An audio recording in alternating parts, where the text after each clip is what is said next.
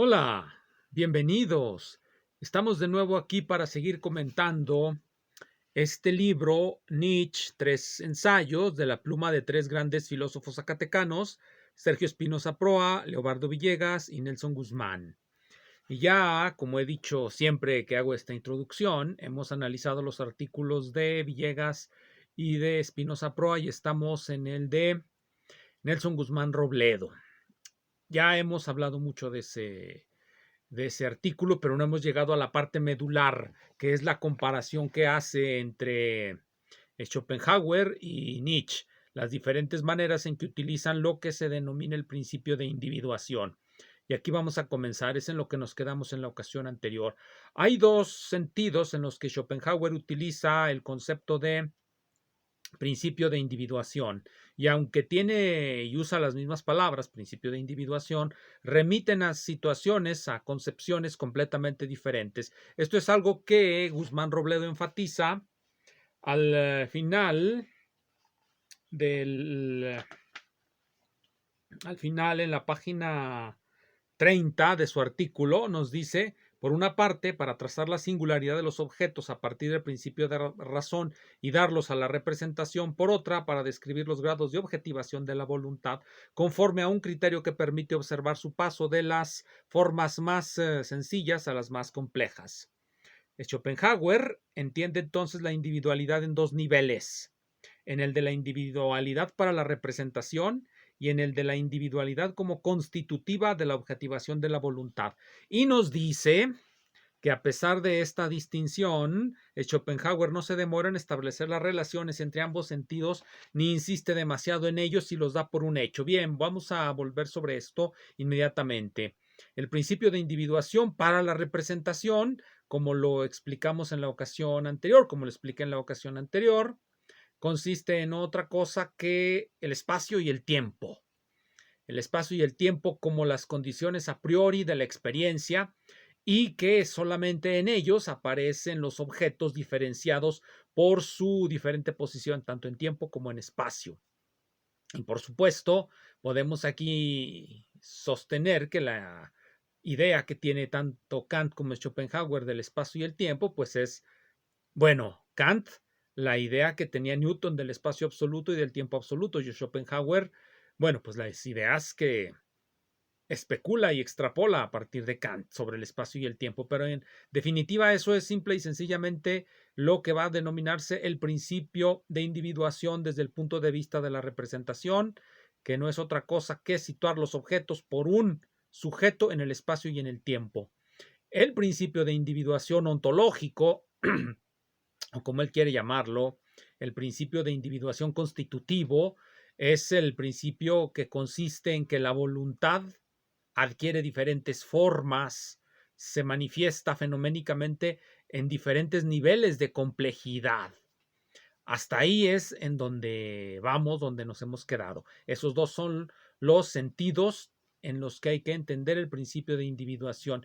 ¿Y por qué van a resultar importantes en lo que sigue?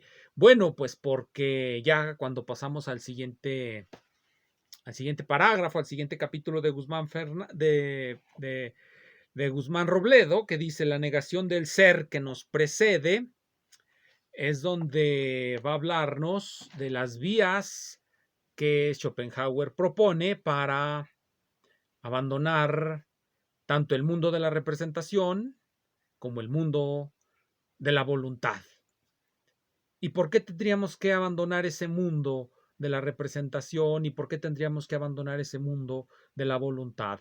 El mundo de la representación porque es plenamente ilusorio como nos lo explica Schopenhauer en el libro tercero de El mundo como voluntad y representación de esta edición, que ya he sacado una y otra vez, pero pues es de la que estoy tomando las citas, en la página de esta edición 220, pero más bien voy a citar por los elementos del texto, los elementos intrínsecos al texto, que es libro tercero, parágrafo 35, es donde Schopenhauer nos va a hablar de por qué este mundo de representaciones pues es ilusorio y después nos va a hablar de por qué el mundo de la voluntad es pura violencia, o más bien ya sabemos por qué es pura violencia y puro caos, pues porque es caos, de acuerdo a Schopenhauer, a sus analogías con el cuerpo. La voluntad, el mundo de la voluntad es un caos, es un amasijo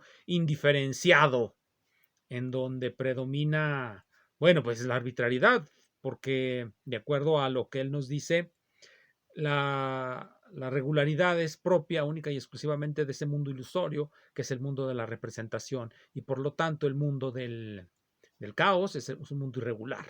Bueno, pero aquí hay una serie de ideas que se me hacen muy, muy interesantes. Por eso quiero hablar del parágrafo 35, sobre el que Guzmán no abunda mucho. Leer a Schopenhauer es muy, muy, muy enriquecedor. Aunque no creamos en lo que dice, la forma en cómo nos lo dice siempre resulta interesante, muchísimo más interesante que Hegel. Y hay aquí un punto de vista de Schopenhauer que es contrario completamente al sistema teleológico de Hegel. Para Schopenhauer no hay teleología en la historia. Vamos a ver por qué. Él nos dice lo siguiente en el parágrafo 35 del libro que ya cité, dice así: para lograr una comprensión más profunda de la esencia del mundo, es absolutamente necesario que aprendamos a diferenciar la voluntad como cosa en sí de su objetividad adecuada. Hay que distinguir la voluntad como cosa en sí, ese amasijo indiferenciado, de sus diferentes objetivaciones, sea en los seres humanos, en los animales, en la atracción de los cuerpos masivos, y luego los diferentes grados en que ésta aparece más nítida y perfecta. Acuérdense, de acuerdo al principio de individuación ontológico, la voluntad se manifiesta en diferentes grados de complejidad.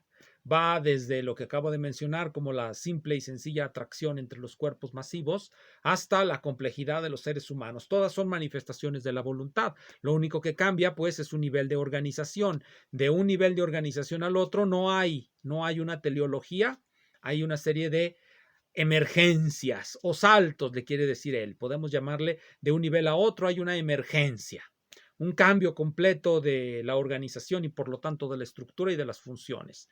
Pero bueno, ese es simplemente lo que nos dice en su principio de individuación ontológico. Se constituye de diferente manera la voluntad en los diferentes niveles de organización de los diferentes seres que hay en este mundo. Todo es voluntad. Eso es lo que hay que recordar siempre.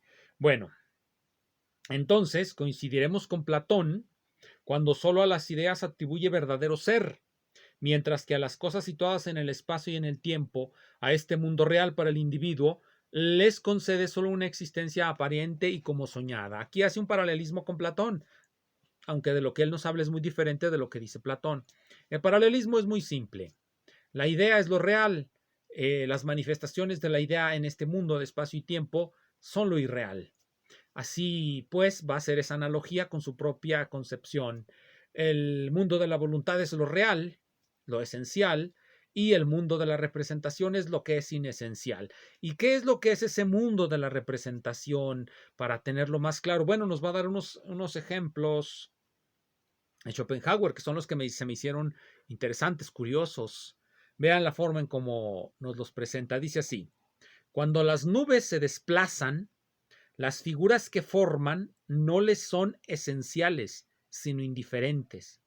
Pero el ser comprimidas o alejadas, dilatadas y desparramadas, como vapores elásticos que son, por la fuerza del viento, es lo que constituye su naturaleza, la esencia de las fuerzas que se objetivan en ellas, su idea. Podemos ver las nubes en el cielo y veremos que adoptan muchísimas formas. Todas esas formas son inesenciales a la nube. La nube sigue siendo la nube a pesar de todas las formas que toma. Lo esencial de la nube es su vaporosidad, su elasticidad, las fuerzas que cohesionan eso que llamamos la nube. Obviamente, cuando se desparrama la nube, cuando se condensa en hielo o algo por el estilo, pues dejará de ser nube. O quizá no, será simplemente lo esencial, permanecerá ahí. Bien, vamos a ver otro ejemplo. Al arroyo que desciende discurriendo sobre guijarros, los remolinos, las ondas, las formas de la espuma que pueda crear, le son indiferentes e inesenciales. Su esencia es obedecer a la gravedad y actuar como fluido no elástico, totalmente cambiante, sin forma y transparente. Y esto sí lo conocemos intuitivamente, viene a ser la idea. Solo para nosotros, en tanto las conocemos como individuo, tienen valor aquellas imágenes. El hielo cristaliza en el vidrio de las ventanas según las leyes de la cristalización, las cuales revelan la esencia de la fuerza natural que aquí se manifiesta y presentan la idea. Pero los árboles y las flores que la cristalización figura son inesenciales y no existen más que para nosotros.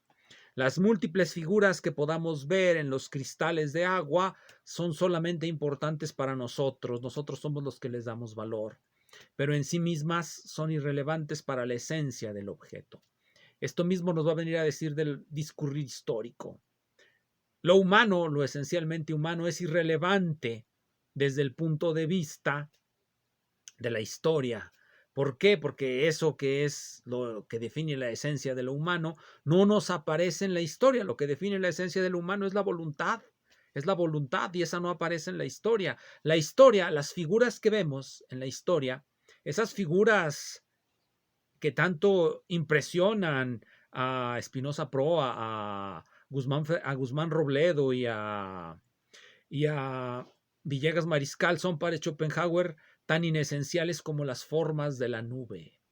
Para Schopenhauer, Hegel es simplemente aquel sujeto, aquella persona que pierde su tiempo viendo las formas que toma la nube sin tomar en cuenta la esencia, las leyes de la vaporización, las leyes de la mecánica de fluidos. Él cree que esas formas son lo importante. Y todos sus seguidores creen que esas figuras son lo importante y por eso están tan tan perdidos desde la perspectiva de Schopenhauer. Entonces, para Schopenhauer, Hegel es ese curioso y soñador romántico que se tira en el pasto y ve cómo forman figuras las nubes, cómo forman remolinos las aguas de los arroyos y no toma en cuenta lo esencial, pierde la esencia de las cosas. Deja la voluntad caótica de lado y cree que el mundo tiene una organización y que esa organización concluye precisamente en Prusia y en el filósofo oficial de Prusia, que es, por cierto, Hegel. Bueno, al menos Schopenhauer no se hace ilusiones y sabe que está perdido para su tiempo. Y Hegel, en cambio, se hace tantas ilusiones que cree que está a punto de ser el testigo de la realización del espíritu. Pero bueno, esas son ilusiones, si es que se es un schopenhaueriano consecuente.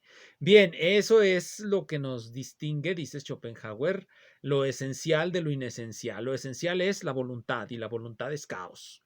La voluntad es violencia que se mueve sin regularidad porque, recordémoslo, él está tomando esa vía negativa para concebir la voluntad. ¿Cuál es esa vía negativa? Pues que si la representación es creadora de regularidades, ha de ser porque su contrario, la voluntad, no es regular. Como ya mencioné en alguna ocasión, esto es tan arbitrario como la teleología de Hegel. Pero bueno, así son los románticos alemanes, que se hacen llamar filósofos y generan sistemas a partir de especulaciones que en ocasiones no están garantizadas por nada ni por nadie.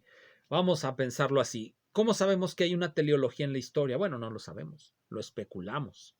No hay nada que nos diga que efectivamente, porque esto ocurre en el mundo de los fenómenos, lo que podemos ver, tocar, verificar, que nos diga que efectivamente, por decirlo así, detrás de los fenómenos hay una forma de encadenamiento de estos que van hacia un lugar. Tampoco hay ninguna garantía de que la cosa esta que Schopenhauer llama la voluntad sea efectivamente un amasijo indiferenciado de caos irregular. ¿Por qué no la hay? Bueno, pues porque él está tomando por bueno ese método de ir en contra de lo que vemos en la representación. ¿Y qué tal que no sea así? ¿Qué tal que efectivamente, como ya lo mencioné en algún momento, lo que vemos sea lo que es y atrás de lo que vemos no haya nada? Que el mundo se reduzca a fenómeno y atrás de los fenómenos no haya nada más que el encadenamiento y la regularidad de las leyes de la naturaleza. ¿Por qué no? No lo sabemos.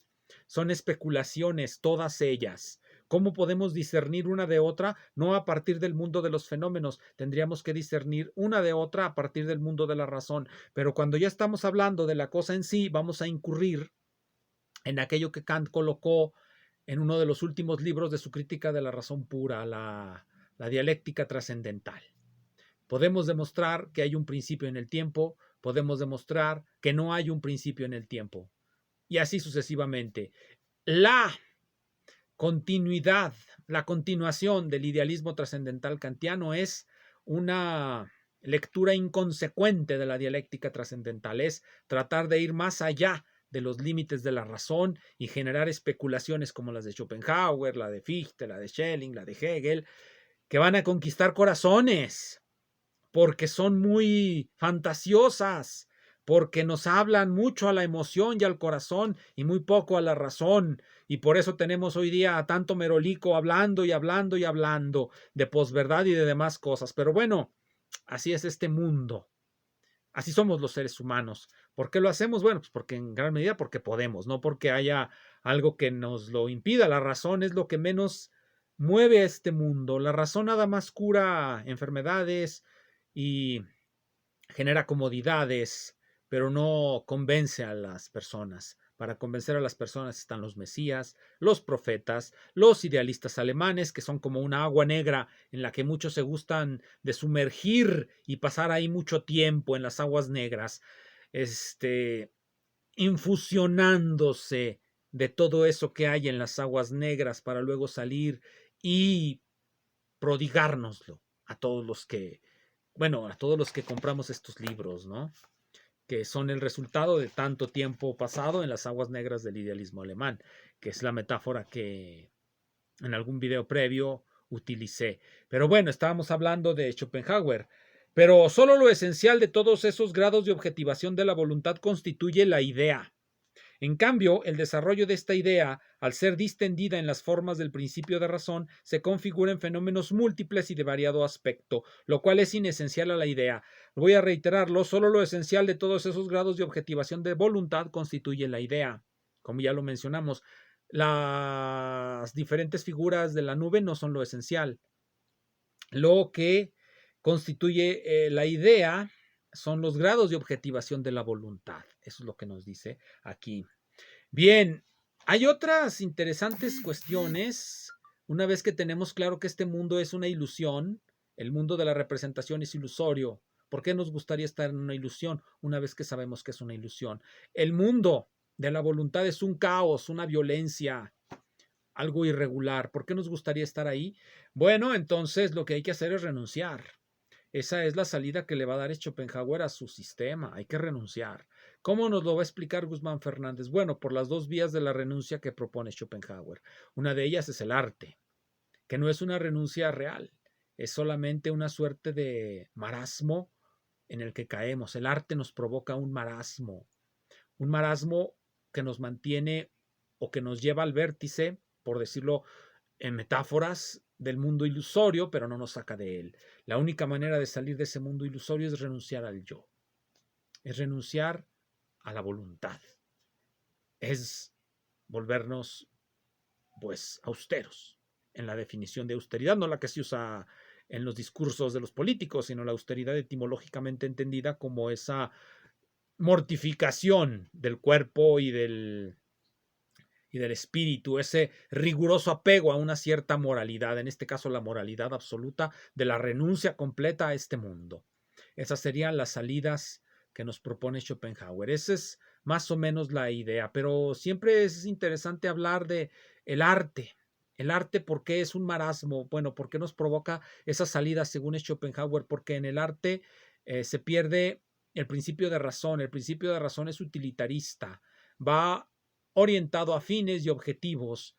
En cambio, en el arte no hay fines ni objetivos. Estamos dentro de la definición de arte de Kant, de lo que nos platica en la crítica del juicio. El arte no tiene fin, excepto el arte agradable. Me parece que en una de las traducciones de la crítica del juicio hay una distinción que hace Kant entre arte agradable y arte propiamente dicho. El arte agradable es aquel que está hecho para agradar a los sentidos. El arte propiamente dicho no agrada a los sentidos. El arte propiamente dicho tiene una finalidad en sí mismo. Y ese arte que es autotélico, por utilizar una frase de los formalistas rusos, autotélico, que es una frase, que es una palabra de etimología clara, auto telos, el fin hacia sí mismo, el fin auto, o sea, hacia sí mismo. Entonces, eso es el arte. Y el arte solamente lo pueden hacer los genios. Y de eso vamos a hablar en el siguiente capítulo. Gracias.